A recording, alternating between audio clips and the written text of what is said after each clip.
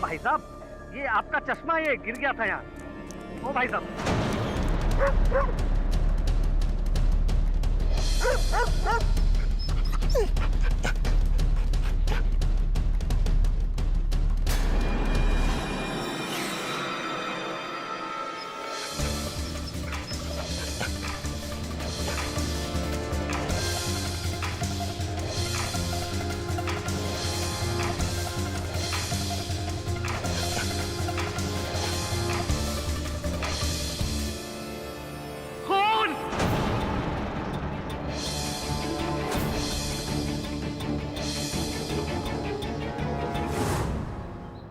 आसपास देखो, कोई सबूत छूटना नहीं चाहिए।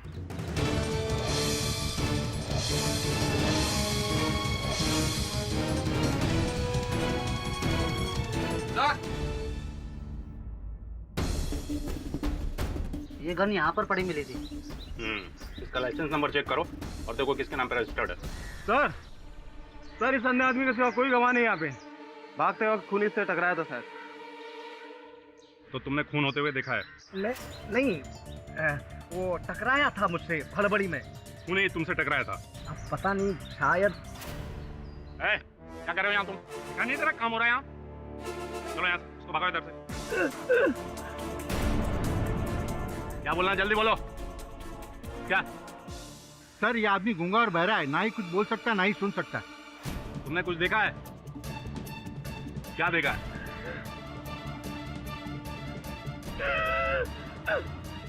उन्हीं को देखा है?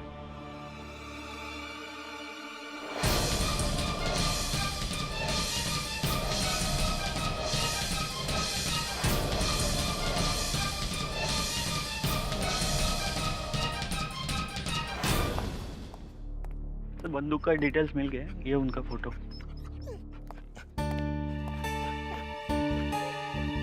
तुम इससे देखोगे तो पहचान जाओगे?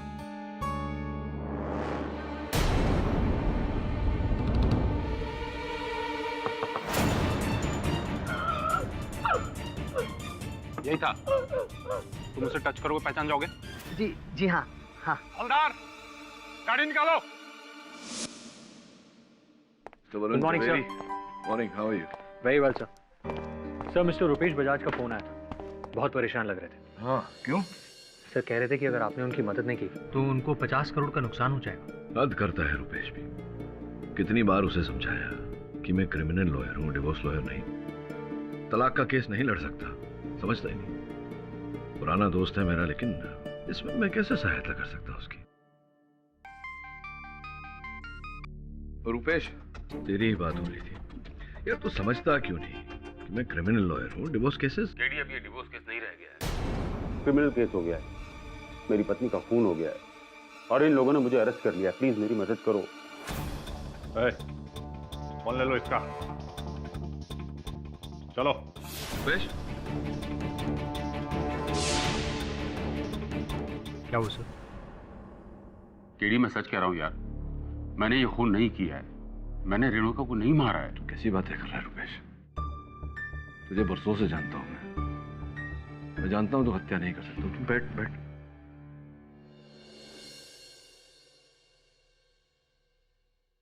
देख अब तुझ पर आरोप तो लगाया गया है, मुकदमा तो लड़ना पड़ेगा। तू चिंता मत कर। मैं जानता हूँ निर्दोष है, तो साबित भी करूंगा अदालत में। लेकिन मुकदमा लड़ने के लिए मुझे जानकारी चाहिए।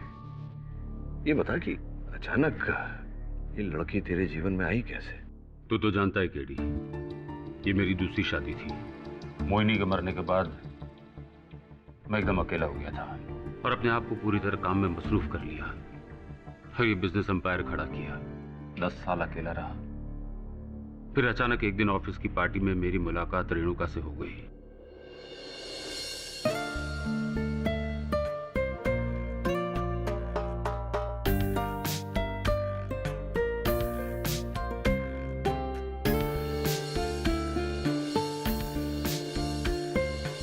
हम जल्दी एक दूसरे के काफी करीब आ गए।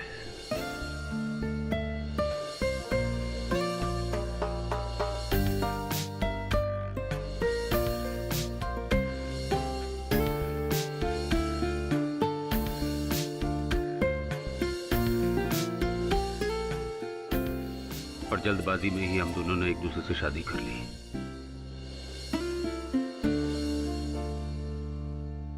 पर शादी के कुछ दिनों बाद मुझे पता चला कि उसने मेरे प्यार के लिए नहीं, मेरी दौलत के लिए मुझसे शादी की थी। आखिर तुम्हें इतने पैसे चाहिए क्यों? बताओ मुझे। देखो रुपेश, मुझे तुम्हारे साथ कोई बहस नहीं करनी। चेक निकालो और साइन करो। नहीं, तुम्हें बताना होगा कि तुम्हें इतने पैसे क्यों चाहिए। देखो, या तो तुम पैसे दे दो या फिर क्या? अलग हो जाते हैं। Divorce Rupesh, let's get separated. उसकी तरफ से प्यार तो शायद शुरू से ही नहीं था और हमारे झगड़े दिन ब दिन बढ़ते गए। बेमतलब की लड़ाइयां हर रोज, हर वक्त। फिर एक दिन उसने मुझसे तलाक मांगा और साथ ही साथ मेरी आधी जायदाद। आधी जायदाद किस बिना पर मांग रही थी वो? तलाक तो उसने मांगा था। शादी से पहले एक दिन बातों ही बातों में मैंने उससे वादा कर दिया था कि मैं उसे आधी जायदाद की मालकिन बना दूंगा। बस तब से अब तक वकीलों के चक्कर काटता फिर रहा हूं। ये बता कि उस दिन हत्या के दिन क्या क्या हुआ था? रेनू कहा तेरे बंगले पे कैसे, तू कहाँ था, ये सब बता। उसने मुझे बुलाया था। उसने मुझे फोन पर कहा कि कुछ जरूरी बातें करनी है। फोन पर बताने को तैयार ही नहीं थी, तो मैंने उसे वहां आ जाने के लिए कहा। तूने बुलाया था उसे बंगले पे? हाँ, पर मैं वहां गया ही नहीं था। ये खून मैंने नहीं किया है केडी। ये लोग मुझ पर झूठा इल्जाम लगा रहे हैं। केस तो तेरा पेचीदा है रुपेश, पर तू चिंता मत कर। मैं जानता हूं कि तू निर्दोष है और तेरे दोस्त केडी पाठक के होते हुए किसी निर्दोष को सजा नहीं हो सकती। योर लॉर्डशिप, ये पैसा बहुत गंदी चीज है और जिस आदमी को इसकी लालच हो जाए, ओहो हो, उसके सामने तो रिश्ते की भी कोई अहमियत नहीं। पैसा एक आम आदमी के लिए जरूरत है तो रईस के लिए शौक होता है। हमारे आज के इस केस में इस बात पर खास ध्यान दिया गया, नजर डाली गई कि पैसे के लिए आदमी किसी भी हद तक जा सकता है और मिस्टर रुपेश बजाज ने पैसे के लिए अपनी पत्नी का खून कर दिया। Your lordship. Objection your honour. ये मुकदमा अभी प्रारंभ भी नहीं हुआ और अभियोग पक्ष महोदय मेरे मुवक्किल पर दोषी होने का आरोप लगा रहे। रुपेश जी और रेणुका जी का विवाह विच्छेद होने वाला, किंतु ये ऐसा कानूनी रीत से करना चाहते थे, हत्या करके नहीं। ये एक अच्छा वकील नियुक्त करना चाहते थे, इसी कारण से ये मेरे पास भी आए।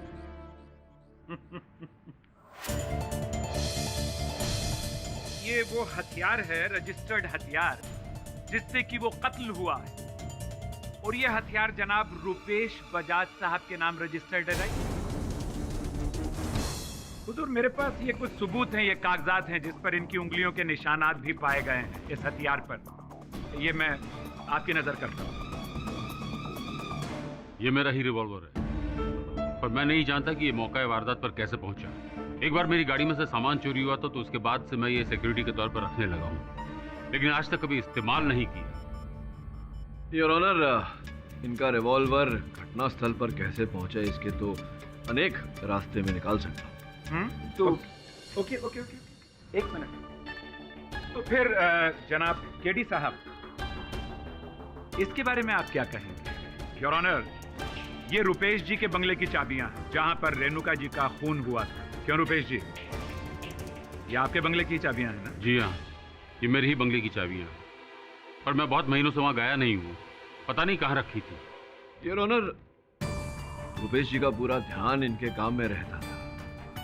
ये छोटी छोटी चीजें, चाबी कहाँ गई, चाबी कहाँ रखी हैं, गाड़ी कहाँ पार्क की, ये अक्सर भूल जाया करते थे। और इस बात की पुष्टि करने के लिए मैं रुपेश जी की सेक्रेटरी लीसा को कटघरे में बुलाने की अनुमति चाहता हूँ। अनुमति है।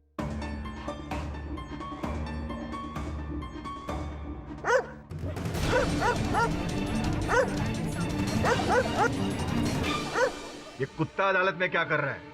हवलदार, इसे बाहर निकाल दीजिए। योर ऑनर, ये मेरा है, मैं देख नहीं सकता ना, तो यही मेरा सहारा है, लेकिन ये पूरी तरह ट्रेंड है मेरे साथ रहने के लिए। योर ऑनर, ये इस केस का बहुत ही महत्वपूर्ण गवाह है। इसलिए मैं आपसे दरखास्त करता हूं कि प्लीज मुझे इसका मतलब ये हुआ कि जब तक ये रहेंगे तब तक ये कुत्ता भी रहेगा। मैं इसे संभाल लूंगा, कोई परेशानी नहीं होगी। इसे यही रहने दीजिए प्लीज। और अगर परेशानी हुई तो मैं दोबारा बर्दाश्त नहीं करूंगा। कार्रवाई आगे बढ़ाइए। लीजा जी, आप रुपेश जी की सेक्रेटरी हैं। कैसे बॉस हैं रुपेश जी? बहुत अच्छे हैं। 15 इयर्स का वर्क एक्सपीरियंस है मेरे पास, लेकिन मेरे इंटायर करियर में इनके जैसा अच्छा बॉस मैंने कभी नहीं देखा। कभी किसी से ऊंची आवाज में बात नहीं की, कभी कोई बदतमीजी नहीं। सुना है कि इन्हें और इनकी स्वर्गीय धर्मपत्नी को अभी ने मिलाया था इन दोनों को। जी, यही मुझसे बहुत बड़ी गलती हुई। रेणुका बहुत खुदगर्ज थी, मुंह पे कुछ और पीठ पीछे कुछ और। नहीं मतलब फिर कैसे जानती थी आप इनकी स्वर्गीय धर्मपत्नी को? वो एक्चुअली मैं और रेणुका एक पीजी में साथ रहते थे।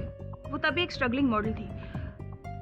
कुछ ही दिन में हम दोनों की दोस्ती हो गई और फिर दोस्ती में रेस्टोरेंट्स, डिस्को, पार्टीज, कॉफी वगैरह। सहेली थी आपकी रेणुका। तो रेणुका को रुपेश जी से आपने कब मिलाया, कैसे मिलाया? एक्चुअली एक शाम हमारे ऑफिस में पार्टी थी। रेणुका उस दिन घर पे थी तो मैंने सोचा उसे भी ले चलती हूँ।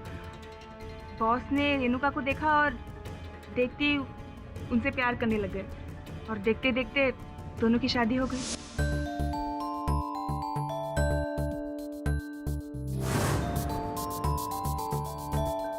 सच बोलो तो उस वक्त मैं बहुत खुश थी। मेरे बॉस और मेरी best friend, it's such a great feeling. Your witness prosecution.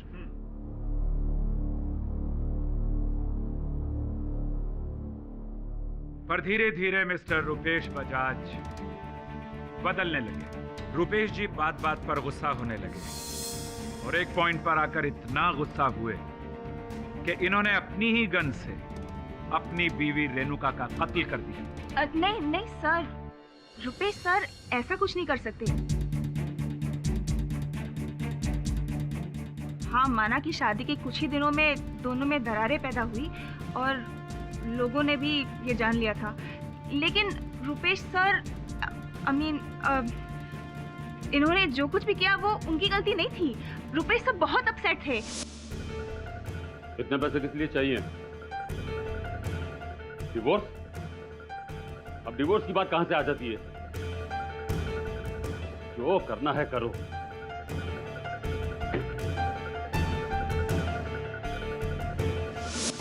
आपका क्या मतलब है कि आप कुछ नहीं कर सकते?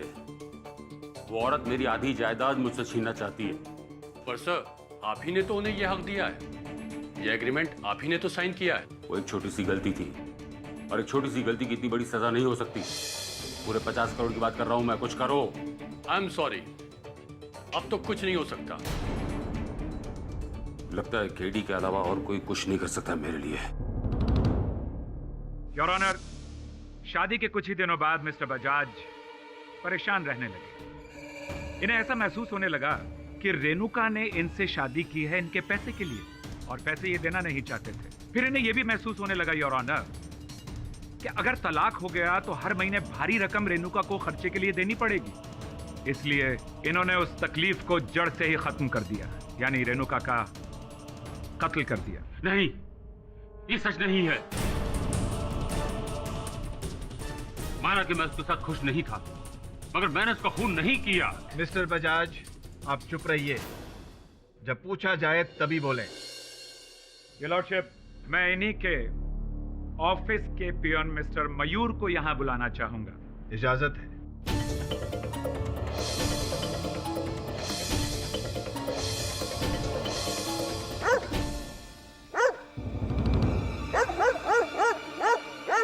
मैं ऐसे सुनवाई नहीं कर सकता। इस कुत्ते को बाहर ले जाइए। क्षमा कीजिएगा, ये कभी ऐसा नहीं करता है। पता नहीं आज इसे क्या हो गया है। जो भी हुआ है बाहर जाकर देखिए। जी, मैं लेकर जाता हूं इसे बाहर।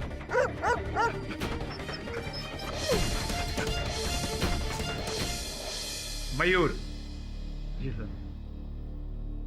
कत्ल से एक दिन पहले तुम ऑफिस गए थे? जी। वैसे तो मैं रोज 6 बजे तक घर निकल जाता हूँ, लेकिन उस दिन कुछ काम ज्यादा आ गया था, तो मैं उस दिन ऑफिस में ही रुक गया था। अच्छा मयूर, उस दिन ऑफिस में कोई ऐसी खास घटना हुई थी? जी, मुझे अपना काम करते करते ऑफिस में कुछ ज्यादा देर हो गई थी। लगभग सभी लोग ऑफिस से जा चुके थे। उसके बाद नहीं, कोई जरूरत नहीं ऑफिस से घर पे आने की।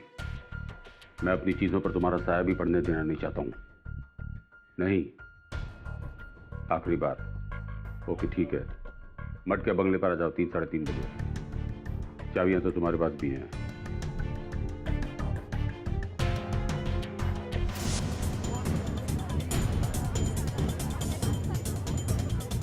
रुपेश ने बहुत कोशिश की कि मामला कोर्ट के बाहर म्यूचुअली सेटल हो जाए, लेकिन ऐसा नहीं हुआ। इनकी पत्नी रेणुका मानने के लिए तैयार ही नहीं। मामले को हाथ से निकलता देख रुपेश जी ने हमेशा के लिए रेणुका जी की जबान खामोश कर दी। मैंने मिलने के लिए नहीं बुलाया था उसे, उसने मुझे बुलाया था, और मैंने ये खून नहीं किया। देखिए बजाज साहब, आपको 12 ताकीद की जा चुकी है, इल्तिजा की जा चुकी है कि आप तभी जवाब दें जब आपसे पूछा जाए। मैं बोलूं अगर आपको आपत्ति ना हो। जी प्लीज प्लीज। योर ऑनर, अभियोग पक्ष महोदय, ये जो 2 और 2 को जोड़कर 5 बना रहे हैं, इसका कोई अर्थ नहीं है। रुपेश जी के विवाह विच्छेद का केस अदालत में चल रहा था, कुछ ही दिनों में परिणाम आने वाला था। इस मोड़ तक पहुंचकर वो अपनी पत्नी की हत्या क्यों करेंगे? अगर अपनी पत्नी की हत्या करनी होती तो पहले ही कर देते। जनाब केडी साहब, इसका भी जवाब है मेरे पास। मैंने अभी अभी अदालत को बताया और पहले भी बता चुका हूं कि इन्होंने 12 ये कोशिश की कि अपनी पत्नी से सुलह कर लें, लेकिन मामला सुलझ नहीं रहा था। मामले को उलझते देख योर ऑनर, बजाज साहब ने अपनी पत्नी को खत्म करने के लिए बहुत ही घटिया तरीके का इस्तेमाल किया। कुरैशी साहब, एक बात बताइए जी, क्या मेरे मुवक्किल के मुख पर मूर्ख लिखा हुआ है? मैं पूछ रहा हूँ क्योंकि अगर इन्हें हत्या करनी होती तो ये क्यों अपनी पत्नी को अपने ही घर बुलाते, उनकी हत्या अपनी ही लाइसेंस रिवॉल्वर से करते, ताकि सारे साक्ष्य इनके विरुद्ध संकेत दे। लेकिन अक्लमंद लोग ही कभी कभी बेवकूफाना हरकत किया करते हैं केडी साहब। वैसे फॉर योर काइंड इंफॉर्मेशन, मेरे पास 2 बड़े पुख्ता सबूत हैं जनाब। अदालत से मैं गुजारिश करूंगा कि 2 ऐसे गवाहों को मैं बुलाना चाहूंगा जो कत्ल के वक्त वहां मौजूद थे जहां बजाज साहब अपनी बीवी का कत्ल कर रहे थे। पहले गवाह संतोष कुमार। सर, वो मैं बंगले के बाहर बस स्टॉप पर खड़ा था। अचानक गोली चलने की आवाज आई। टफी मेरे को उस तरफ लेकर गया और इसी हड़बड़ाहट में मैं उस आदमी से टकरा गया। संतोष, कुछ याद आता है कैसा था वो आदमी? मतलब उसका शरीर, क्या बनावट, क्या कैसा था? जी हाँ, वो हट्टा कट्टा था। योर ऑनर, इनके विवरण के अनुसार तो वो व्यक्ति मैं भी हो सकता था। हट्टे कट्टे सैकड़ों लोग हैं इस शहर में, कोई भी हो सकता था। वेल केडी साहब, मेरे पास एक और भी सबूत है। एक मिनट संतोष, जब तुम उनसे टकराए हट्टे कट्टे आदमी से, उसने क्या पहना हुआ था? कहीं कोई बात याद आती है कि क्या था उसके शरीर पर? जी, वो उस दिन, हाँ, उन्होंने सूट पहना हुआ था। Just a moment.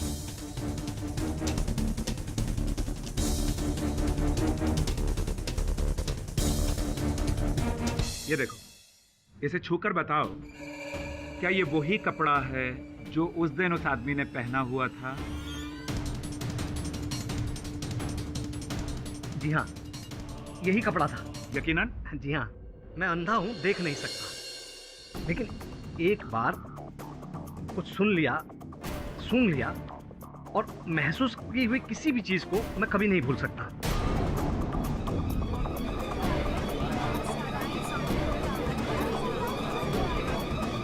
Order, silence in the court please. Rupesh ji, आप ही का सूट है ना? जी पर उस दिन भी आपने यही सूट पहना हुआ था जिस दिन आपने अपनी पत्नी का कत्ल किया था? यस योर ऑनर, फिर से बहुत ही कमजोर दलील। इस कपड़े के थान में से ऐसे सैकड़ों सूट बने होंगे। जी केडी साहब, एक और पुख्ता सबूत है मेरे पास।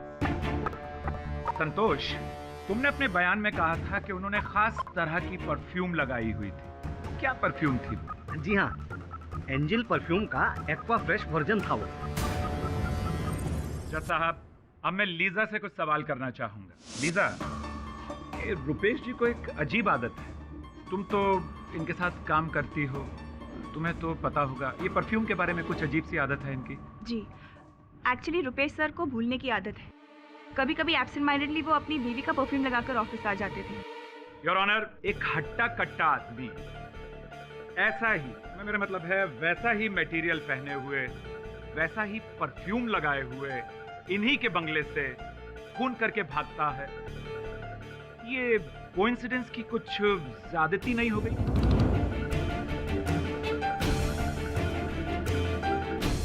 Thank you very much Lisa, thanks a lot.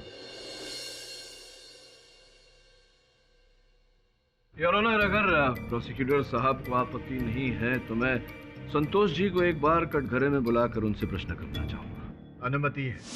तो संतोष जी बताइए कि ये जो सुगंध को पहचानने का हुनर है, ये कैसे प्राप्त किया?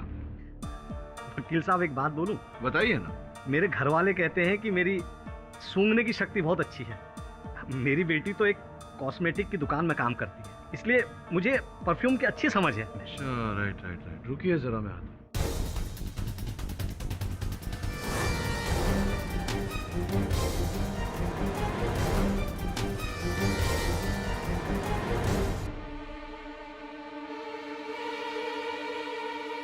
जरा ये सूंघकर पहचान के देखिए, ये वही है जो उस दिन उस व्यक्ति ने लगाया था जो आपसे टकराया था? वकील साहब, आप ना मुझे फंसा रहे हैं। ये वो नहीं है, ये तो कूल कंफर्ट का हॉट एंड स्पाइसी वाला परफ्यूम है। अरे क्षमा कीजिएगा, भूल हो गई मुझसे। ये वाला है, देखिए, ये वाला ही है ना? ये भी नहीं है जी, ये एक्वा फ्रेश वर्जन ही है, लेकिन दूसरी कंपनी का है।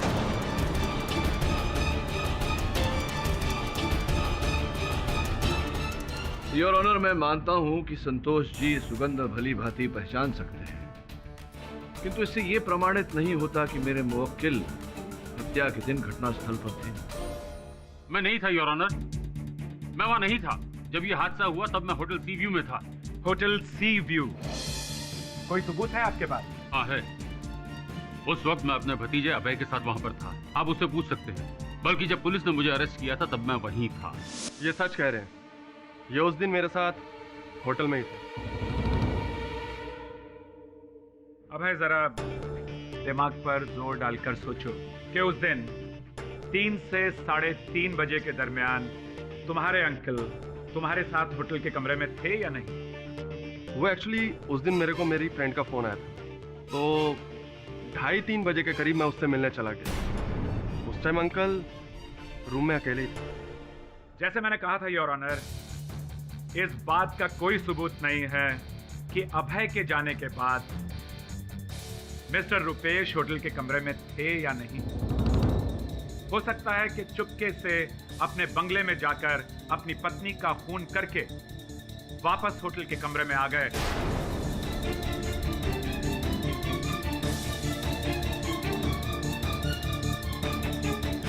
और सबसे बड़ी दिलचस्प बात तो यह है योर ऑनर कि इनका बंगला होटल सी व्यू से सिर्फ 5 मिनट की दूरी पर है।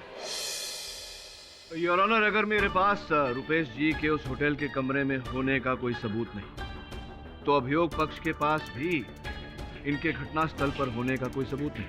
सबूत है केडी साहब मेरे पास। योर ऑनर, मैं अपने अगले चश्मदीद गवाह कमलेश प्रधान, जो गूंगे और बहरे हैं, उन्हें कटघरे में बुलाने की इजाजत चाहूंगा। इजाजत है? योर ऑनर, ये मिस प्रतीक्षा है, इंटरप्रेटर।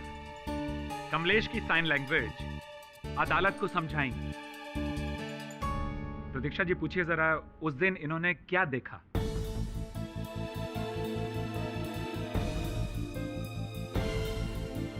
मैं घर जा रहा था और मेरे शूज की लेस खुल गई थी।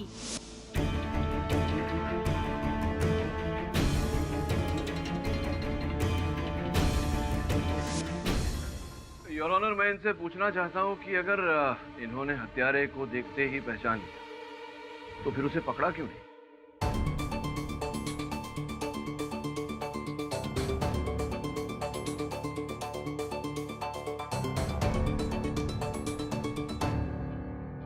मैं जब जूते की लेस बांध रहा था तब मैंने बंगलो के अंदर एक आदमी को जाते हुए देखा, सूट पहने हुए। फिर मैंने अपने जूते की लेस बांधी और वहाँ से चला गया।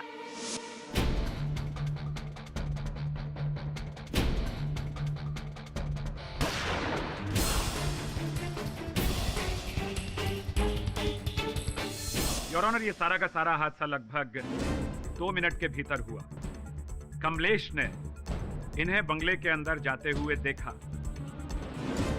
वो पलटकर जाने लगा कि तभी गन फायर हुआ और वहां मौजूद रेणुका जी की गोली लगने से मौत हो गई। गोली की आवाज सुनकर संतोष बंगले के अंदर भागा।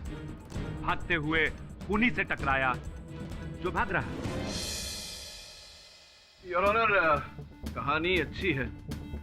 कहानी की पुष्टि करने के लिए मैं इंस्पेक्टर यादव को कटघरे में बुलाने की अनुमति चाहता हूं। इंस्पेक्टर यादव, क्या रुपेश जी का चित्र दिखाते ही कमलेश जी ने पहचान लिया था उन्हें? हाँ जी हाँ, बिल्कुल। प्रश्न यहाँ ये उठता है कि आपने स्केच क्यों नहीं बनवाया? आपने चित्र मिलने की प्रतीक्षा क्यों की? जी, हमने प्रतीक्षा बिल्कुल नहीं करी, बल्कि तुरंत स्केच आर्टिस्ट को हम बुलाए और स्केच बनवाने लगे। तो कभी नाक लंबी हो जाती थी, कभी बाल छोटे हो जाते थे, तो स्केच बन नहीं पाया। स्केच बन नहीं पाए या कमलेश जी स्केच बना नहीं पाए? दरअसल वो विवरण सही से नहीं दे पा रहे थे, इस वजह से वो स्केच। समझ गया। Point to be noted your honour, जो विवरण कमलेश जी दे रहे थे वो उचित नहीं था, जबकि कमलेश जी कह चुके हैं कि उन्होंने स्पष्ट रूप से हत्यारे को देखा, किंतु वो विवरण देकर उनका स्केच नहीं बना। प्रश्न ये उठता है कि चित्र को देखकर जो पहचान उन्होंने की है उस पर कैसे विश्वास किया जाए। आपकी अनुमति हो तो मैं कमलेश जी को एक बार फिर कटघरे में बुलाना चाहूंगा। अनुमति है। प्रतीक्षा जी, इनसे पूछिए कि चित्र देखकर जो इन्होंने हत्यारे की पहचान की थी उस पर हम विश्वास क्यों करें?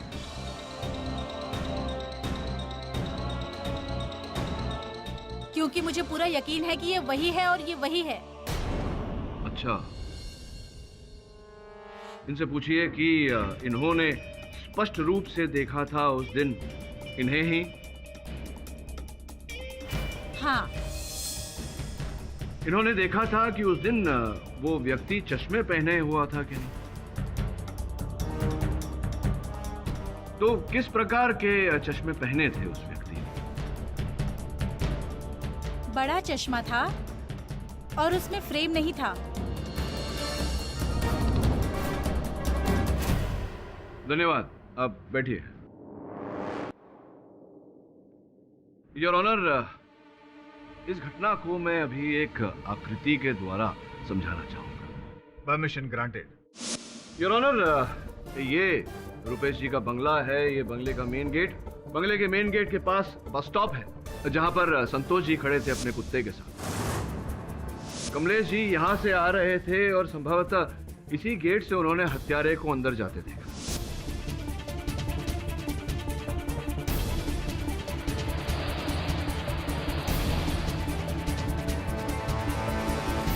कमलेश जी ने यहां अपने जूते के फीते बांधे। इसी समय संतोष जी जो यहां खड़े थे उन्होंने गोली चलने की आवाज सुनी।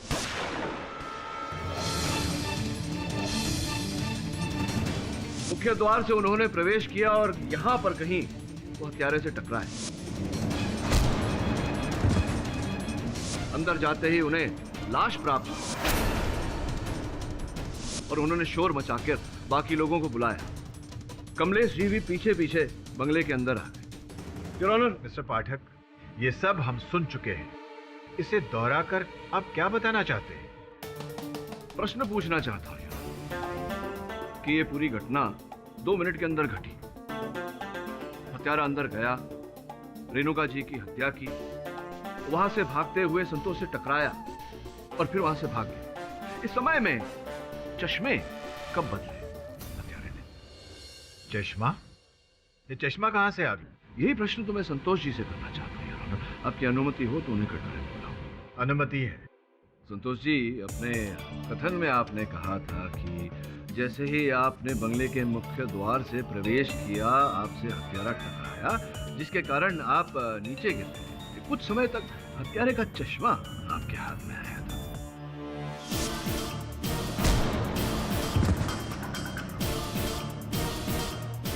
साहब, ये आपका चश्मा ये गिर गया था यहाँ।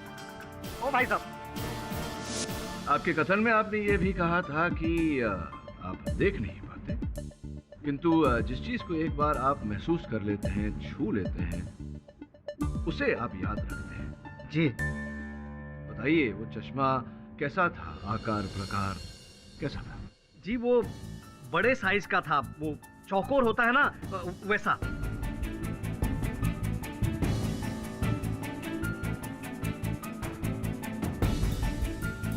बड़े साइज का चौकोर चश्मा। जी धन्यवाद, बैठिए। योर ऑनर, दोनों गवाहों के कथन के बाद ऐसा लग रहा है कि या तो कमलेश जी ने किसी और ही व्यक्ति का वर्णन दिया है, उन्होंने ठीक से हत्यारे को देखा नहीं, या दोनों अलग अलग व्यक्तियों का वर्णन दे रहे हैं। आपका इशारा किसकी तरफ है? इनके जैसा सूट, इनके जैसा लेडीज परफ्यूम कोई और पहन कर आया था? ये तो मैं नहीं जानता योर ऑनर, किंतु इतना जानता हूं कि हत्यारा जो भी है बड़ा शातिर है। एक ही बार में उसने रेणुका जी और रुपेश जी दोनों से अपनी दुश्मनी निकाली, रेणुका जी की हत्या कर दी और उस आरोप रुपेश जी को फंसा दिया। मुझे संदेह है यार कि ये रुपेश जी के निकट का ही कोई व्यक्ति है, ना इनके बंदूक तक कैसे पहुंचता है।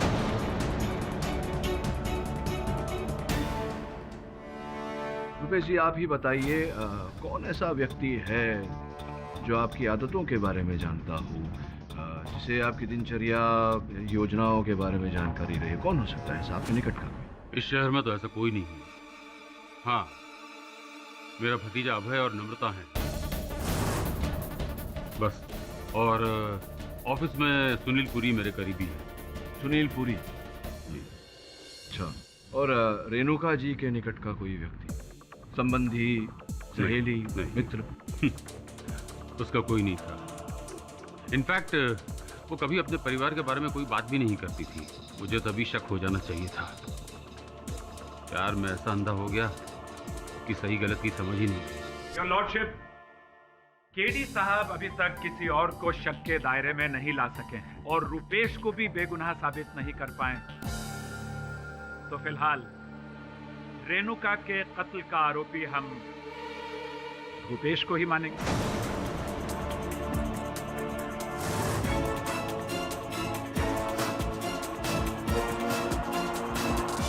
केडी साहब अभी तक किसी और को शक के दायरे में नहीं ला सके हैं और रुपेश को भी बेगुनाह साबित नहीं कर पाए। तो फिलहाल रेणुका के कत्ल का आरोपी हम रुपेश को ही मानेंगे।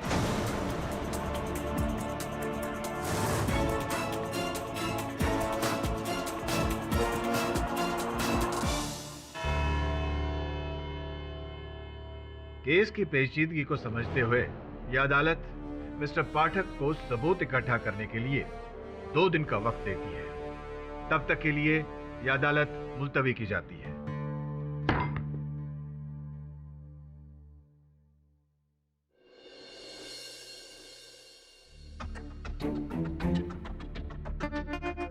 इस केस की कोई खोई हुई कड़ी है जो हमें दिखाई नहीं दे रही, मिल नहीं रही। सोचने वाली बात यह है कि ऐसा व्यक्ति कौन हो सकता है जिसने रुपेश की तरह कपड़े पहने, या तो उसका कोट या वैसे ही कपड़े से बना कोट, लेडीज परफ्यूम भी लगाया। इतनी डिटेलिंग कौन कर सकता है? तो एक काम कर, रुपेश के जीवन के हर पहलू के बारे में पता लगा, उसके जीवन का ब्यौरा निकाल।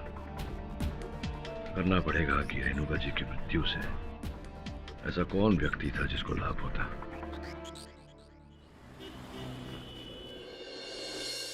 हाय, मेरा नाम वरुण है। मैं मिस्टर केडी पाठक असिस्टेंट।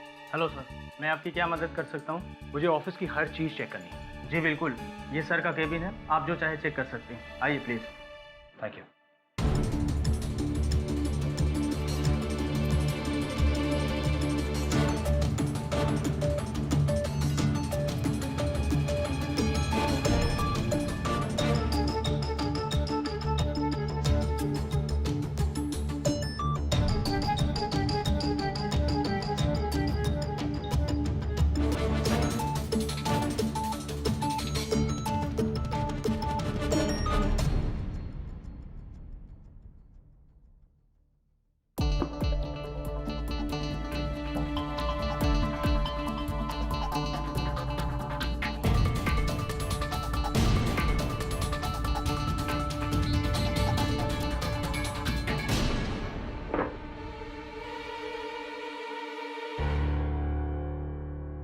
तो उनकी बंदूक यहाँ रहती थी?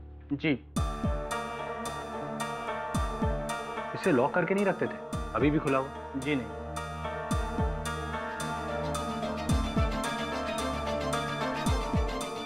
ओह, सर का पेन। Nice pen.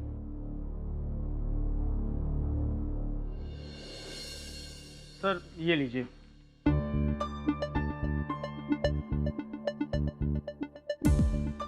इस लिस्ट में सारे ऊपर से नीचे तक हर कर्मचारी के नाम और नंबर है। जी, सारे के सारे। अच्छा मिस्टर पुरी, मुझे एक बात बताइए, ऑफिस में वो कौन लोग थे जो मिस्टर बजाज की दिनचर्या के बारे में बहुत अच्छी तरह से जानते थे? मेरा मतलब ये है कि वो कब आते थे, कब जाते थे, किससे मिलते थे, कौन से डोर में क्या कहाँ रखते थे? सर, किसी एक व्यक्ति के बारे में इशारा करना तो बहुत मुश्किल है, क्योंकि मिस्टर बजाज कभी भी किसी चीज़ को कहीं भी रखकर भूल जाते थे, इसलिए सारे ड्रॉवर्स खुले रहते हैं। एक चीज़ को ढूंढने के लिए 10 जगह चेक करना पड़ता है।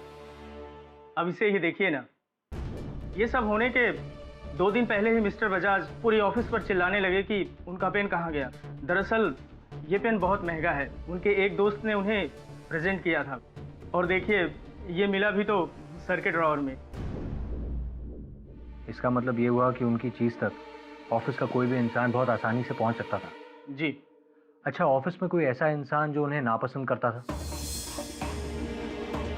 मेरा मतलब मिस्टर बजाज ने किसी पर चिल्लाया हो या डांटा हो? कोई इंसान जो नाराज हो, उनसे बदला लेना चाहता हो? बिल्कुल नहीं सर, मिस्टर बजाज कभी किसी के साथ बदतमीजी से पेश ही नहीं आए। इसलिए आप देखेंगे कि जितने भी कर्मचारी इस कंपनी को ज्वाइन किए हैं, आज तक वो यहीं टिके हुए हैं। ऐसे बॉस इस दुनिया में कहाँ मिलते हैं?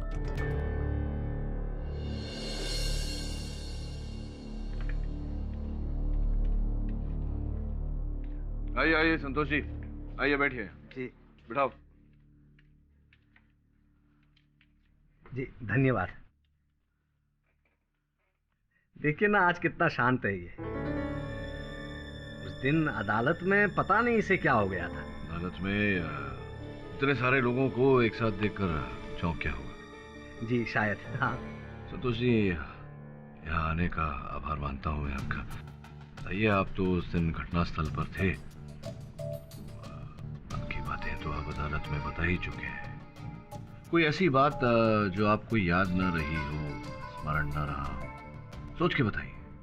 जी तभी भागा और मैं भी उसके साथ साथ बंगले की तरफ भागा। तभी एक आदमी मुझसे टकराया और उसका चश्मा मेरे हाथ में आया।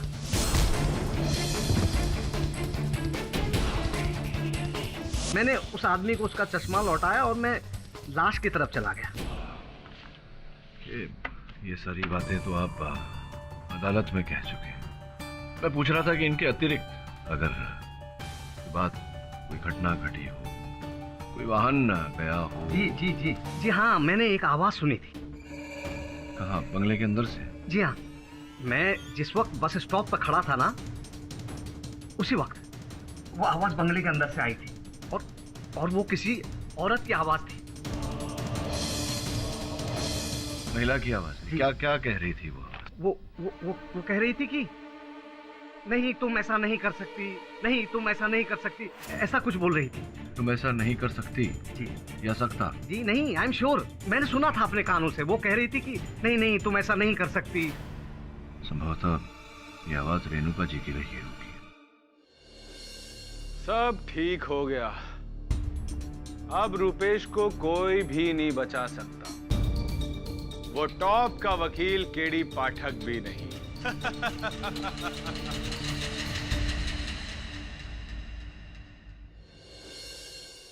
हम जिस आदमी का पता लगाने की कोशिश कर रहे हैं, वो आदमी नहीं औरत है। तो संतोष जी के अनुसार उन्होंने संभवतः रेणुका को ये कहते सुना, तुम ऐसा नहीं कर सकती। इसका सीधा सीधा अर्थ ये निकलता है कि वहां बंगले के अंदर वो पुरुष नहीं था, महिला थी। संभवतः यही वो खोई हुई कड़ी है जिसे हम ढूंढ रहे थे। योर ऑनर, इस मुकदमे का आधार ये है कि रुपेश जी की पत्नी रेणुका जी की हत्या हुई रुपेश जी के मड आइलैंड वाले बंगले और इसका आरोप रुपेश जी पर लगाया। कमलेश जी जो सुन नहीं पाते, बोल नहीं पाते, उन्होंने खूनी को बंगले में जाते हुए देखा दोपहर के करीब 3 साढ़े 3 बजे। और दूसरे संतोष ये बंगलों के ठीक बाहर बस स्टॉप पर थे। ये देख नहीं सकते योर ऑनर, पर गोली की आवाज सुनते ही ये बंगले में चले और खूनी इनसे टकराया। संतोष जी ने उसके सूट का मटेरियल पहचाना। जी हाँ, यही कपड़ा था। तुमने अपने बयान में कहा था कि उन्होंने खास तरह की परफ्यूम लगाई हुई थी। क्या परफ्यूम थी वो? एंजल परफ्यूम का एक्वा फ्रेश वर्जन था वो। और ये भी बताया कि उसने बड़े फ्रेम के चश्मे पहने थे। फिर इन्हें वहां रेणुका की लाश मिली। शोर मचाकर इन्होंने लोगों को आगाह किया। पुलिस को लाश के पास से एक बंदूक बरामद जो रुपेश जी के नाम रजिस्टर्ड है। पिछली सुनवाई में ये बात भी सामने आई है कि घटनास्थल पर हत्यारे ने जो चश्मा पहना था, जिसका वर्णन 2 गवाहों ने किया, वो चश्मा योर ऑनर मेरे मुवक्किल रुपेश जी के चश्मे से विपरीत बिल्कुल अलग है। योर ऑनर, प्रश्न ये उठता है कि अगर यह हत्या रुपेश जी ने नहीं की तो हत्यारा कौन है? हत्यारा वही है योर ऑनर जिसको रेणुका जी की मृत्यु से और रुपेश जी के दंड पाने से सबसे अधिक लाभ था। इस बात पर रोशनी डालने के लिए मैं संतोष जी को एक बार फिर से कटघरे में बुलाने की अनुमति चाहता हूं। अनुमति है। संतोष जी, उस दिन आप बंगले के बाहर बस स्टॉप पर खड़े थे। आपने अपने कथन में कहा कि आपने वहां खड़े खड़े गोली चलने की आवाज सुनी। केवल गोली चलने की आवाज सुनी थी या कोई और स्वर भी पहुंचा था आपके कानों तक? कुछ और सुना था? जी सुनी थी ना, एक औरत की आवाज सुनी थी। औरत की आवाज सुनी थी आपने? क्या कह रही थी औरत की आवाज? नहीं नहीं, तुम ऐसा नहीं कर सकती, ऐसा नहीं कर सकती। तुम ऐसा नहीं कर सकती? जी। अच्छा संतोष जी, मैं अपने दूरभाष यंत्र पे एक चलचित्र चलाता हूं। आप देखिए अगर इसमें से कोई आवाज पहचान में आती है। जी। नहीं, तुम ऐसा नहीं कर सकती। एक मिनट। रोकिए। रोका? इस आवाज को दोबारा सुनाइए। रिवाइंड करूं फिर से? ये नहीं, तुम ऐसा नहीं कर सकती। जी हाँ, ये उसी औरत की आवाज है।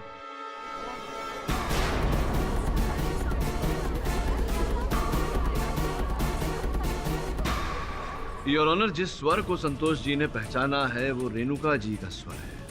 मगर रेणुका जी उस दिन हादसे के समय ये कह रही थी कि नहीं, तुम ऐसा नहीं कर सकती। इसका अर्थ ये निकलता है कि वो किसी महिला से बात कर रही थी। Objection your honour. केडी साहब, आपके कहने का मतलब है कि खूनी एक आदमी नहीं बल्कि... योर ऑनर, कुरैशी साहब बिल्कुल ठीक समझे। ये हत्या पुरुष ने नहीं, किसी महिला ने की है।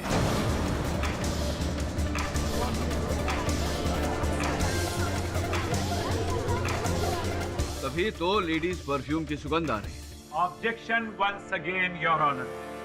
संतोष ने कल अपने बयान में ये बात की है कि वो जिससे टकराए थे योर ऑनर, वो एक बड़ी कद काठी वाली रिष्ट पुष्ट आदमी थे।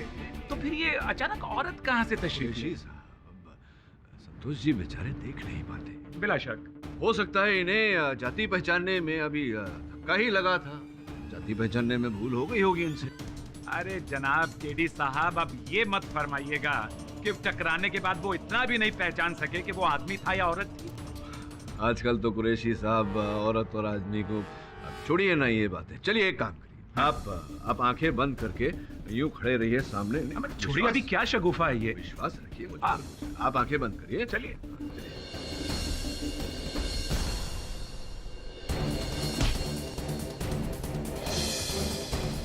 लगा धक्का? हाँ। कौन था बताइए? अम्मा केडी साहब, ये पुराने तरीके हैं आपके, मुझे मालूम है। आपका असिस्टेंट वरुण। नहीं, देखिए ये थी मोहतरमा जी। आप बैठिए। यही तो मैं आपको समझाने का प्रयास कर रहा था कुरैशी साहब। योर ऑनर, अगर संतोष जी का कथन सत्य है तो ये हत्या किसी पुरुष ने नहीं, महिला ने की। अब सोचने वाली बात यह है कि वो महिला कौन है जिसे रेणुका जी की मृत्यु से लाभ हुआ। सर्वप्रथम मैं लीसा जी को कटघरे में बुलाने की अनुमति चाहूंगा। अनुमति है। हाँ लीसा जी बताइए, हत्या के समय आप कहाँ थे? ऑफिस में।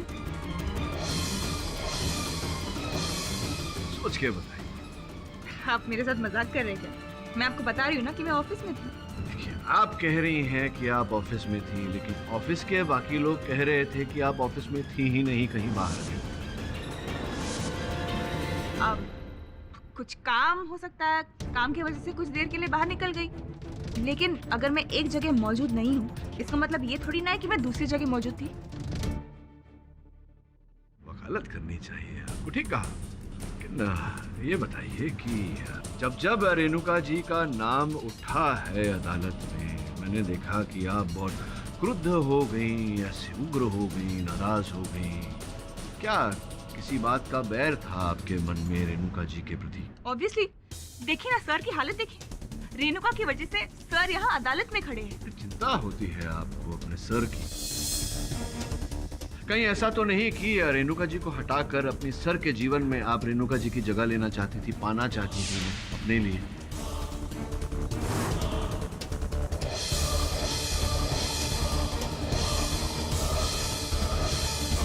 ये क्या कह रहे हो केडी? लीजा और मेरे बीच ऐसा कोई रिश्ता नहीं था, कुछ भी नहीं था, कोई फीलिंग नहीं थी। बजाज साहब, आपकी ओर से इनके प्रति नफरत, इसका ये अर्थ नहीं निकलता कि इनकी ओर से आपके प्रति नहीं। योर ऑनर, इनके कार्यालय में जांच पड़ताल करने के बाद ये पता चला है कि 2 वर्षों से लीसा जी बजाज साहब के साथ कार्य कर रही हैं और इस समय क्षण भर के लिए भी ये इनसे अलग नहीं। मेरे काबिल सहायक वरुण ने रुपेश जी के ऑफिस में पूछताछ की और पता लगाया कि लीजा हर समय रुपेश जी के आसपास ही रहती। ऑब्जेक्शन योर ऑनर, ये तो हद हो गई। सरासर इल्जाम है। ऑफिस में रहते हुए कोई सेक्रेटरी अपने बॉस के आसपास नहीं होगी तो कहां होगी? नहीं योर ऑनर, केवल आरोप नहीं लगा, इस बात को सिद्ध भी कर सकता हूं मैं। अब हमारे घरों में ही सेवक सेविकाएं हर 10-12 महीने में वेतन वृद्धि की मांग करती हैं। ऐसे में लीसा जी 2 वर्षों से रुपेश जी के यहाँ काम कर रही हैं, उसी वेतन पर। मांग भी नहीं की कोई। हो सकता है कि उनके पास कोई दूसरी चॉइस या आपके हिसाब से विकल्प ना रहा हो। अचंभे की बात है, कुरैशी साहब के विकल्प था। कुछ ही समय पहले रुपेश जी के एक मित्र ने इन्हें दुगने वेतन पर अपनी कंपनी में रखने का प्रस्ताव दिया, किंतु ठुकरा दिया आपने, ठुकरा दिया। सच है कि नहीं? बिल्कुल सही है। क्यों?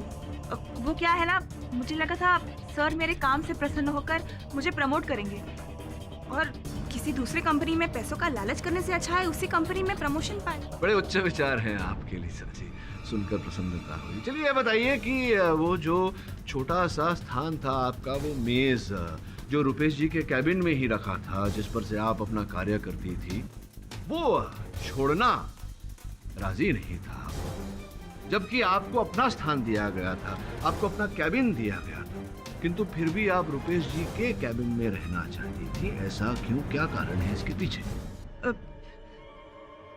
क्योंकि क्योंकि मैं सर के पास रहना चाहती थी। मैं सर से प्यार करती हूँ।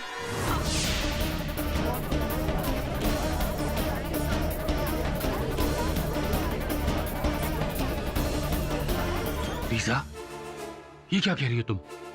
यही तो योर ऑनर, यही तो मैं स्पष्ट करने का प्रयास कर रहा था अदालत में कि लीसा जी रुपेश जी से प्रेम करती थी, हमेशा पूरा समय इनके साथ रहती थी, हर मीटिंग इनके साथ अटेंड करती थी, इनके सामान तक पहुंचना, जैसे कि घर की चाबियां, इनका सूट, इनका बंदूक इत्यादि इत्यादि, ये लीसा जी के लिए कोई कठिन कार्य नहीं था। नहीं, तुम ऐसा नहीं कर सकते।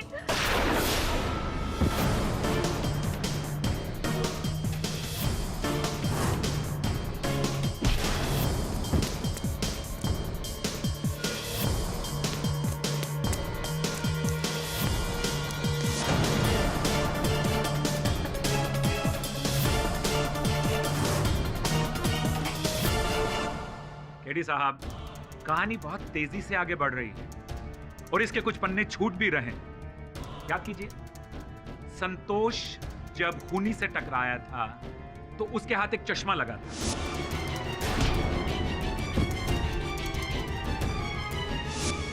और अपने उल्टे हाथ की तरफ देखिए, लीजा चश्मा पहनती ही नहीं। क्या बात कर रहे हैं जी? पहनती है चश्मा, आप ध्यान से देखिए। मैं ध्यान से क्या देखूं, आप मजाक कर रहे हैं। अरे मजाक नहीं कर रहा है, देखिए लीजा जी पहनी हुई हैं लेंसेज।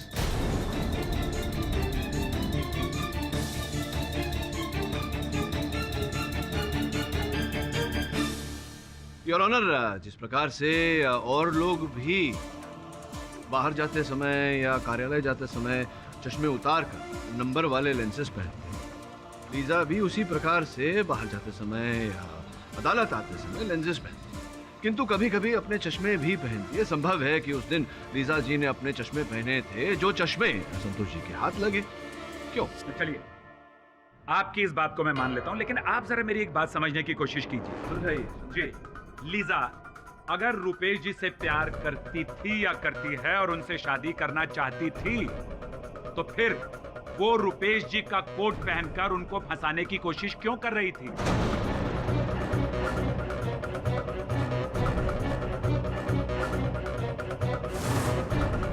योर ऑनर, हर कत्ल का एक मकसद हुआ करता है।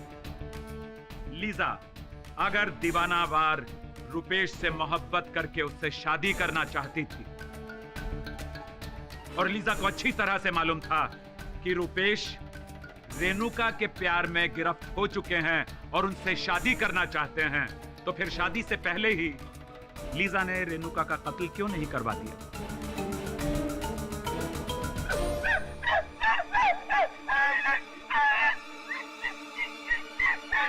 जज साहब, कमलेश जी आपसे कुछ कहना चाहते हैं।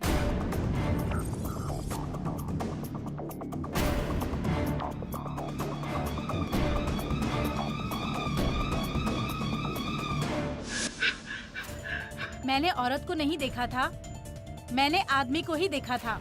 योर ऑनर, इनकी बात का कैसे विश्वास किया जाए जबकि अब तक इनकी कोई बात ठोस साबित नहीं हुई है। मैं कसम खा के कहता हूँ कि मैंने आदमी को ही बंगले के अंदर जाते हुए देखा था।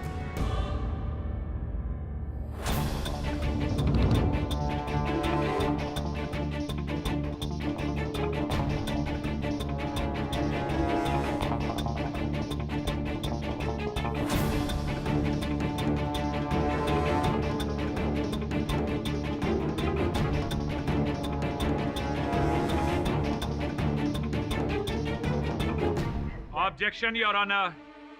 केडी साहब अदालत में इस तरह इशारेबाजी से बात नहीं कर सकते। योर ऑनर, मैं केवल कमलेश जी से इतना पूछ रहा था कि जब ये बोल नहीं पाते, सुन नहीं पाते, तो इतना विश्वास से कैसे कह रहे हैं? उत्तर में इन्होंने कहा कि मैंने उस आदमी को किसी को हाथ हिला के इशारा करते हुए देखा था। वो औरत नहीं थी, वो आदमी ही था। केडी साहब, कोशिश तो बहुत अच्छी थी आपकी, पर सॉरी, सुना आपने? वो मर्द ही था, औरत नहीं। योर ऑनर, कुरैशी साहब अगर मेरी भूल पकड़ने के स्थान पर सत्य को पकड़ने का प्रयास कर रहे हो, तो संभवतः सुनते जो मैंने सुना कमलेश जी के कथन। कमलेश जी ने कहा कि उन्होंने मर्द को देखा, एक पुरुष को देखा, और वो पुरुष किसी को इशारा कर रहा था। योर ऑनर, प्रश्न है क्या इशारा कर रहा था? इशारे के द्वारा क्या कहना चाह रहा था? इससे भी महत्वपूर्ण प्रश्न ये है योर ऑनर कि किसे इशारा कर रहा था?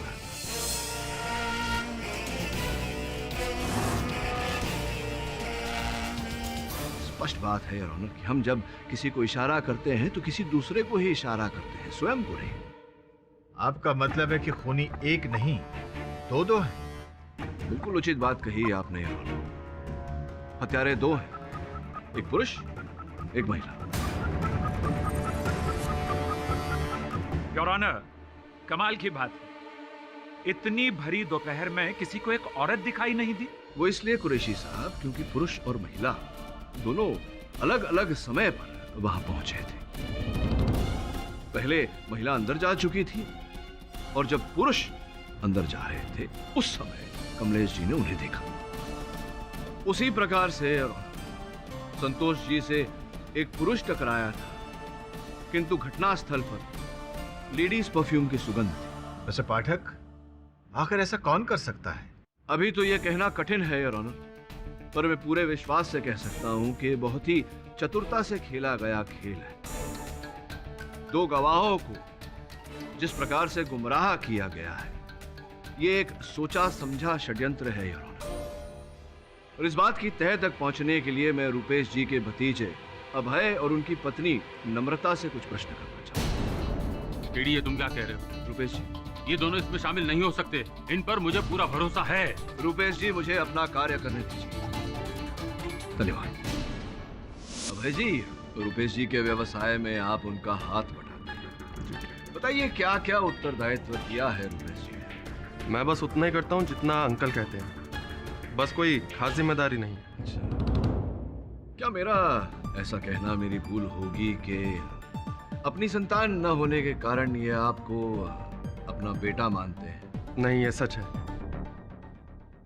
योर ऑनर, अभय जी से रुपेश जी प्रेम करते हैं, इन्हें अपना सुपुत्र मानते हैं। लोगों को लगा था कि रुपेश जी के बाद व्यवसाय, केवल व्यवसाय ही नहीं, व्यवसाय के साथ पूरी धन संपत्ति सब रुपेश जी के नाम हो जाएगी। रुपेश जी को भी ऐसा ही लगा था, किंतु रेणुका जी विवाह विच्छेद के साथ साथ धन संपत्ति का आधा हिस्सा मांगा।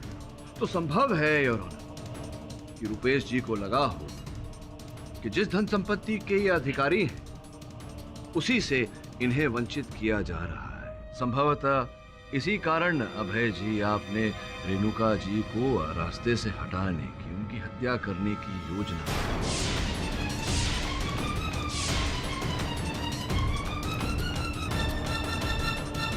योर ऑनर, मैं रुपेश जी को वर्षों से जानता हूँ। एक समय जब हम दोनों की भेंट हुई थी, तब रुपेश जी ने मुझसे कहा था कि पता नहीं आजकल मेरा भतीजा अभय किन लोगों के साथ उठ बैठ रहा है। बहुत परेशान हो गया हूँ मैं।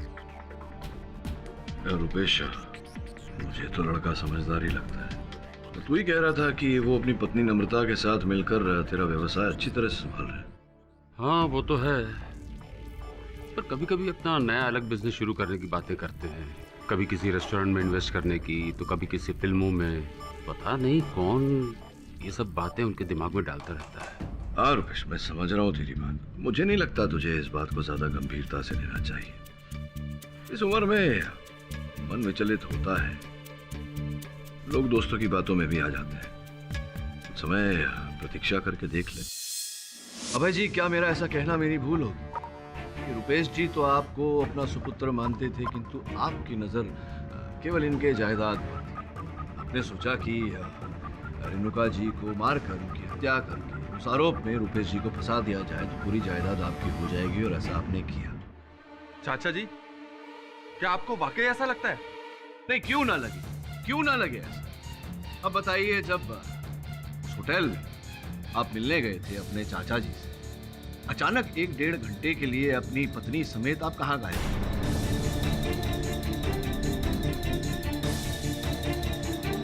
बोलिए बोलिए, कहाँ गायब हो गए? प्राय अपराधी के पास उत्तर नहीं है। योर ऑनर, मैं पुनः अदालत को स्मरण करा दूं कि सीव्यू होटल से रुपेश जी का बंगला 5 मिनट की दूरी पर ही है। रुपेश जी, आप अदालत को बताइए कि उस दिन क्या बातचीत हुई थी अभय जी के साथ आपकी, क्यों मिलने आए थे आपसे? पता नहीं, उस दिन मुझे अभय का फोन आया। उसने मुझे जल्दी से होटल सीव्यू में आने के लिए कहा। वहां पहुंचा तो उसने कहा कि एक स्वीट बुक किया है। कोई सेलिब्रेशन की अधूरी सी बात कर रहे थे कि अचानक से फोन आ गया और वो चले गए। क्या समझा नहीं मैं, किस बात का ये जलसा था, सेलिब्रेशन क्या था? किसी का जन्मदिन था क्या? नहीं, ऐसा तो कुछ नहीं था। हाँ, अभय और नम्रता अभी बच्चे हैं, छोटे हैं, किसी भी बात को लेकर पार्टी कर लेते हैं, तो इतना नहीं सोचा मैंने। अरे भाई, क्या बात है, सब ठीक तो है ना? ये अचानक से मुझे यहाँ होटल क्यों बुला लिया? चाचा जी, आपके एक छोटा सा सरप्राइज है। क्यों भाई, बता दे? तुम रुको चाचा जी, एक खुशखबरी है, बस वही आपके साथ बांटना चाहते हैं। अरे क्या है, बताओ भी। अभी नहीं, थोड़ा इंतजार करना पड़ेगा। क्यों? आप ऐसा कीजिए, आप एक कप कॉफी पीजिए, हम जरा जल्दी से बाहर होके आते हैं। बाहर? अरे भाई, मुझे भी जल्दी कहीं जाना है। चाचा जी, आपको मेरी के समय आप कहीं नहीं जाएंगे, हम लोग यूं गए और यूं आए, बस आप हमारे लौटने तक का इंतजार कीजिए प्लीज। अरे भाई नमो, मुझे रेणुका से मिलने एक्चुअली मठ के बंगले तक जाना है। चाचा जी मैं कुछ नहीं जानती, हम उन्हें यही बुला लेंगे, बस आप हमारे लौटने तक यही इंतजार कीजिए। हम लोग यूं गए और यूं आए, चलो अबे। चलो ओके चाचा जी, बाय। ओके चाचा जी। विचित्र बात है कि आपने और आपकी पत्नी नम्रता ने रुपेश जी को अपने बंगले पर जाने से रोका, अपनी पत्नी रेणुका जी से भेंट करने से रोका, और फिर आप अपनी पत्नी समेत गायब हो गए। ऐसे में इनके बंगले की चाबियां और इनका सूट प्राप्त करना आपके लिए कोई कठिन बात तो रही नहीं है। नहीं केडी सर, ये सब गलत है। हमने चाची को नहीं मारा, बल्कि हम तो। नम्रता बैठ जाओ। अबे मुझे बोलने दो, ये सब गलत है। तुम अदालत को बता क्यों नहीं देते? तुम्हें तो मैंने पहले ही बोला था कि पहले दिन अदालत को सब सच बता दो। मैंने कहा चुप हो जाओ। तुम बोलते क्यों नहीं? मैं चुप नहीं रहूंगी, मैं जज साहब को सब सच बता के रहूंगी। जज साहब, हम लोगों ने एक छोटी सी सरप्राइज पार्टी प्लान की थी चाची के घर वापस लौटने की खुशी में। चाची रुपेश चाचा से कोई जायदाद लेने के लिए नहीं मिलना चाहती थी, बल्कि वो तो सारे लड़ाई झगड़े खत्म करके घर वापस आने चाहती थी।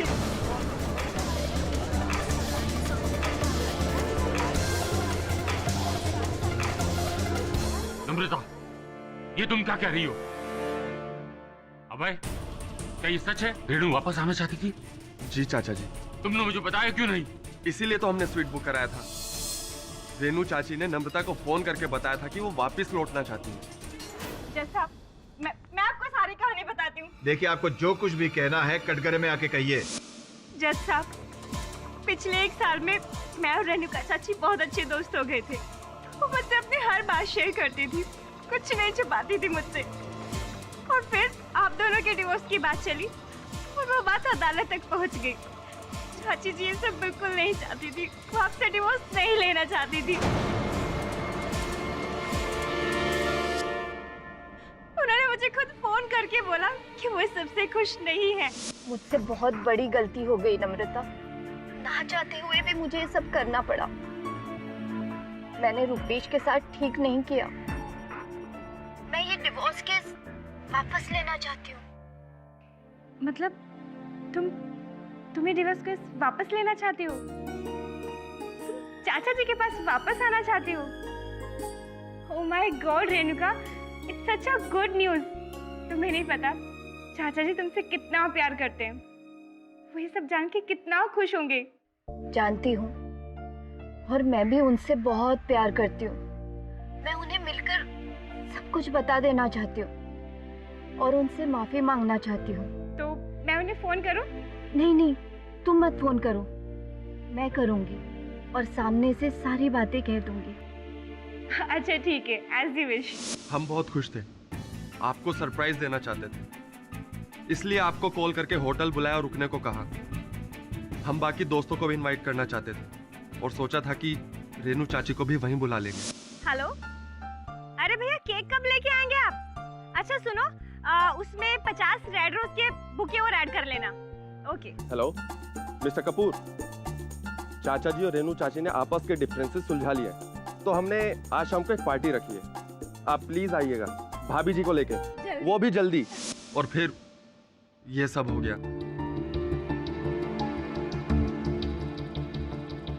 आप पहले से इतना दुखी थे और हम ये सब बता के आपको और दुखी नहीं करना चाहते थे, इसीलिए हम चुप रहे। तो भतीजा बेटा ही निकला गेटी साहब, ना पैसों की लालच, ना जायदाद का मोह। अब क्या कहेंगे हुजूर? बताइए मिस्टर पाठक, आप कुछ और पूछना चाहते हैं? इस समय कुछ नहीं पूछना चाहता हूँ योर ऑनर, किंतु हाँ, जितने साक्ष्य हैं उनकी एक बार फिर जांच करने का समय चाहता हूँ। ठीक है केडी, अदालत की कार्रवाई दोपहर 2:30 बजे के बाद वापस शुरू की जाएगी।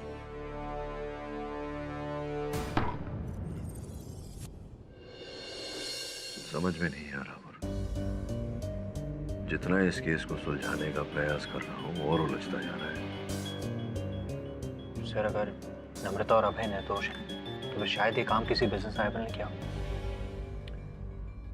नहीं, मुझे नहीं लगता ऐसा होगा। ये जो भी है,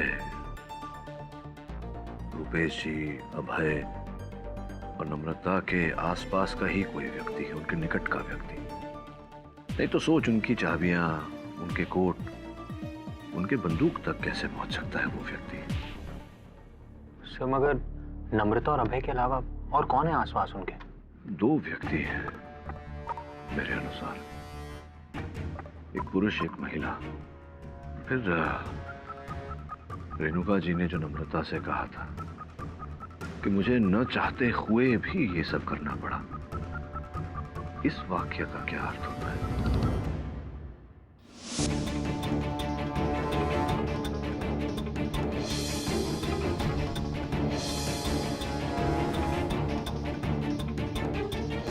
योर ऑनर, इस मुकदमे में मिस्टर रुपेश बजाज मुख्य आरोपी केवल इस कारण बने क्योंकि इनके पास रेणुका जी की हत्या करने का उद्देश्य था, जो ये था कि ये अपनी पत्नी रेणुका जी के साथ अपना विवाह विच्छेद करना चाहते थे।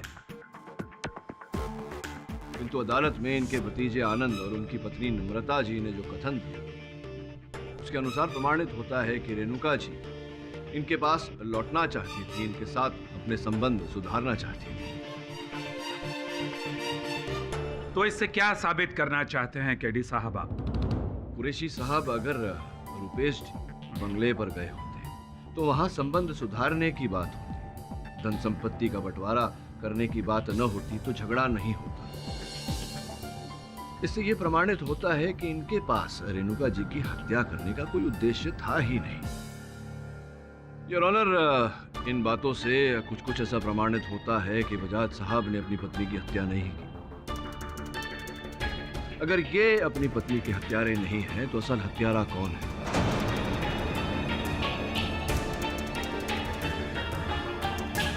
आनंद और नम्रता के अतिरिक्त कौन है योर ऑनर, जो जानता था कि रेणुका जी रुपेश जी के पास लौट आना चाहती है, इनके साथ अपने संबंध सुधारना चाहती है? कौन है योर ऑनर जिसको रेणुका जी के लौट आने से नुकसान होता? हो सकता है रेणुका जी का कोई पुराना आशिक, जो ये नहीं चाहता था कि रेणुका जी वापस रुपेश जी के पास जाएं। कृपया बताइए कुरैशी साहब की वो महिला जो उस दिन बंगले पर उपस्थित थी, जिसे रेणुका जी ने बोला था तुम ऐसा नहीं कर सकती, वो कौन थी? योर ऑनर, स्पष्ट है कि रेणुका जी उस महिला को जानती थी।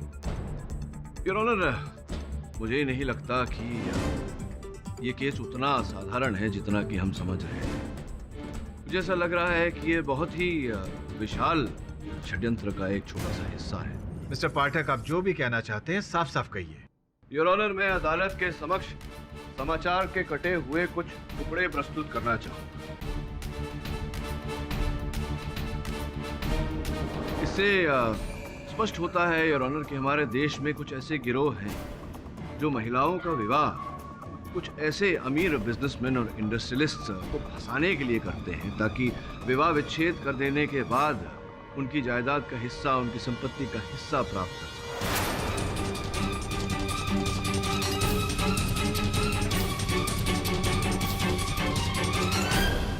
आपके कहने का मतलब है केडी साहब कि रेणुका ने रुपेश जी को पैसों के लिए फंसाया था? अब ये बात तो रुपेश जी स्वयं ही बता चुके हैं अदालत में कुरैशी साहब। योर ऑनर, रेणुका जी ने रुपेश जी के साथ ये खेल तो खेला, किंतु इस खेल में वो अकेली नहीं थी। संभवतः किसी ऐसे गिरोह का मोहरा बनी थी रेणुका जी, किंतु चलते चलते उन्हें रुपेश जी से वास्तव में प्रेम हो गया और उन्होंने रुपेश जी को धोखा देने से मना कर दिया। गिरोह के अन्य लोग योर ऑनर ये समझ चुके थे कि अगर रेणुका जी रुपेश जी के पास लौटी तो उनका बड़ा नुकसान हो, और संभवतः यही बात रेणुका जी की मृत्यु का कारण बनी। मिस्टर पाठक, ये बहुत ही पेचीदा केस है। इनका पता लगाना बहुत जरूरी है कि आखिर ये लोग हैं कौन। योर ऑनर, प्रश्न का उत्तर तो रेणुका जी के अतीत के पन्नों में ही मिलेगा। मैं लीसा जी को एक बार फिर से कटघरे में बुलाने की अनुमति चाहता हूं। अनुमति है।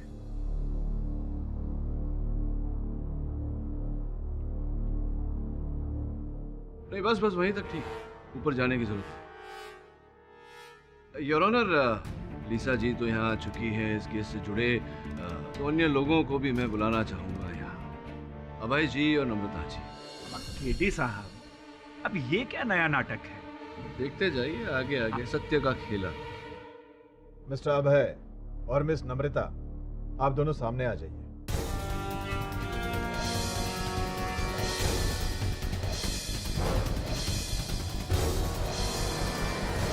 योर ऑनर, इस मुकदमे में संतोष जी और कमलेश जी ने अपना अपना कथन दिया, किंतु एक तीसरा चश्मदीद गवाह भी है हमारे पास जिस पर हमने ध्यान नहीं दिया।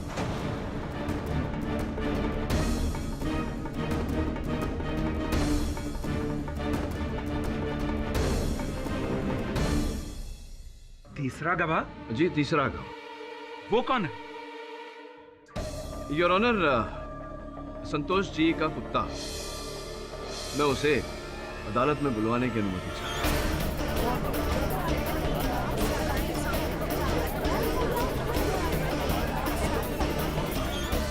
मिस्टर पाठक, कुत्ता गवाही देगा? योर ऑनर, ये कोई आम घरेलू कुत्ता नहीं है। एक ऐसा कुत्ता है जिसे एक अंधे आदमी की हर रीत से ध्यान रखने का अभ्यास दिया गया है। योर ऑनर, वो देख भी सकता है, सूंघ भी सकता है और अपनी रीत से बोल भी सकता है। कृपया मुझे उसे अदालत में बुलवाने की अनुमति दें। ठीक है, ले आइए।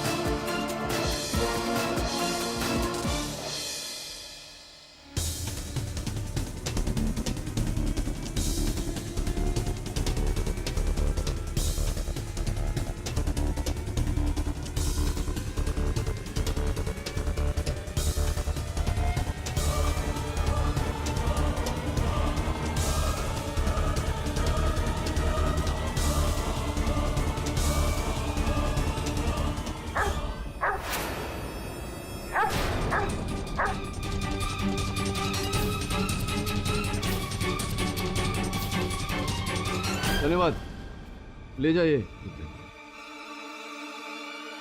आप दोनों बैठो। आप गड़बड़े में। योर ऑनर, मनुष्य कभी कभी मनुष्य को पहचानने में भूल कर बैठता है, किंतु एक जानवर कभी झूठ नहीं बोलता। लीजा जी जब प्रथम बार अदालत में अपना कथन देने आई थी, उस समय भी ये कुत्ता इन्हें देखकर भौंक रहा था।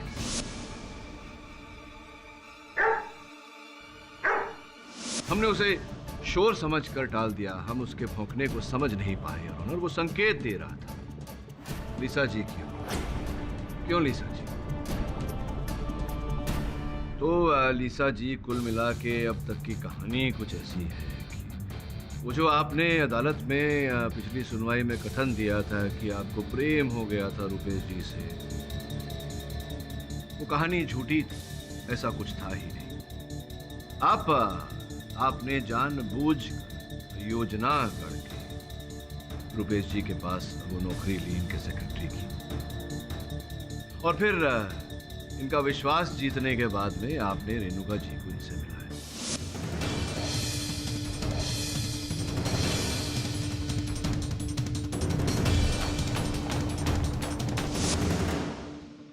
और आपकी और रेणुका जी के साथ रहने की और उनके आपकी सहेली होने की वो भी सारी कहानी झूठी है। वास्तविकता तो ये है कि रेणुका जी इस खेल में केवल एक मोहरा थी, छोटी सी, जिसका उपयोग आपने किया इनका धन पाने के। और जब आपको पता चला कि ये खेल खेलते खेलते रेणुका जी वास्तव में प्रेम करने लगी है रुपेश जी से, और वो इन्हें सारी बात बताने वाली है, इन्हें धोखा देने से उन्होंने इनकार किया,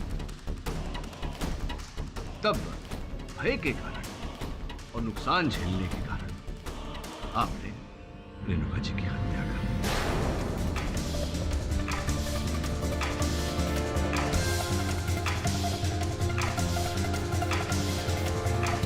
दी। योर ऑनर, मैं पिछली सुनवाई में अपने दलील में कह चुका हूं कि लीजा जी क्षण भर भी रुपेश जी का साथ नहीं छोड़ती थी।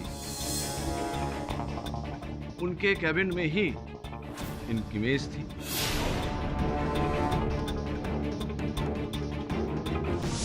ऐसे में इनके सामान तक पहुंचना, बंगले की चाबी, इनका कोट, इनकी बंदूक इत्यादि, ये लीजा जी के लिए कठिन नहीं था। एक मिनट केडी साहब, आपने कहा कि इस खेल में एक नहीं बल्कि 2 खिलाड़ी। आपके कहने का मतलब है कि अगर लीजा ने रेणुका जी को मारा तो फिर वो दूसरा कौन था, वो आदमी कौन था जिसे कमलेश ने देखा? प्लीज। अरे पिछली सुनवाई में इस बात का संकेत भी संतोष जी का कुत्ता दे चुका है, स्मरण नहीं है आपको?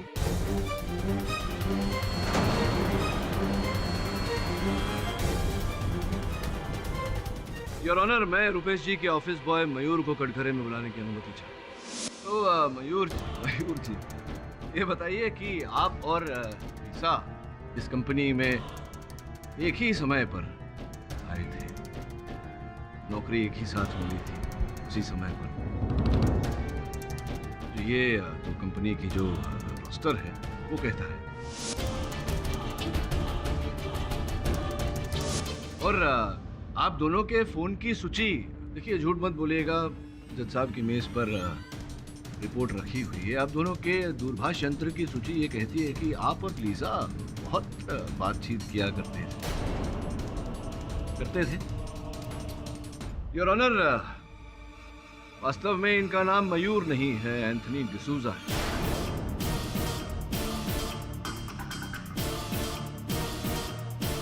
और ये एक MBA है। तभी तो मैं सोचूं कि एक MBA जिसे व्यवसाय का इतना ज्ञान है, वो एक कंपनी में पियून की नौकरी क्यों करेगा? दरअसल ये इनका खेला था यार, पहले भी कई कंपनीज में ये ऐसा कर चुके हैं। इस बार रुपेश जी के साथ इन्होंने किया। जब इन्हें पता चला कि रेणुका जी जो ये चाहते थे वैसा नहीं करने वाले, तब क्रोध में बदला लेने के इन्होंने रेणुका जी की हत्या कर दी। मट के बंगले पर आ जाओ 3 साढ़े 3 बजे।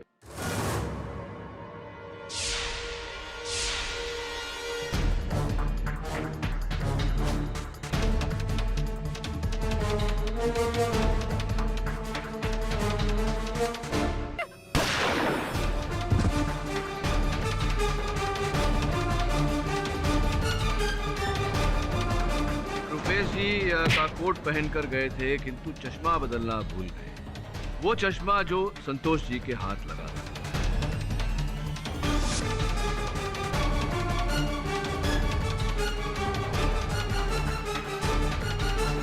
लीसा जी, सोच समझकर योजना बनाकर आप दोनों ने ये हत्या की है। मुझे नहीं लगता कि आपकी आंखों में ये आंसू देखकर न्यायाधीश महोदय प्रभावित होंगे और आपका दंड कम करेंगे। चलिए, अगर आप ये कहानी कबूल कर लें तो हो सकता है कि वो ऐसा करें। अदालत को ये बताइए कि आपने हत्या की तो की, किंतु इसके आरोप में रुपेश जी को क्यों फंसाया? रेणुका के जाने के बाद हमें पता था कि जायदाद हमें नहीं मिलेगा। हम कानून की कार्रवाई से बचना चाहते थे, इसलिए हमने सर को फंसाया। हमें पूरा यकीन था कि सर फंस जाएंगे और हम यहाँ से गए तो। Defence, press. तमाम गवाहों और सबूतों को मद्देनजर रखते हुए यह अदालत एक हत्या और धोखेबाजी का इतना बड़ा खेल रचने के लिए लीजा को उम्र कैद की सजा सुनाती है और एंथनी डिसूजा उर्फ मयूर को 10 साल कैद की सजा सुनाती है और मिस्टर रुपेश बजाज को इस केस से बाइज्जत बरी करती है। The case is closed. Qureshi साहब, एक और हीरा आपके मुकुट में। विवाह हो गया आपका? कोशिश कर रहा हूं। कहने का अर्थ यह है कि विवाह करने से पहले निश्चित कर लीजिएगा कि होने वाली पत्नी आपसे प्रेम करती है या आपके दौलत से। क्यों है ना? For more updates, subscribe to our channel, click the show links and enjoy watching the videos.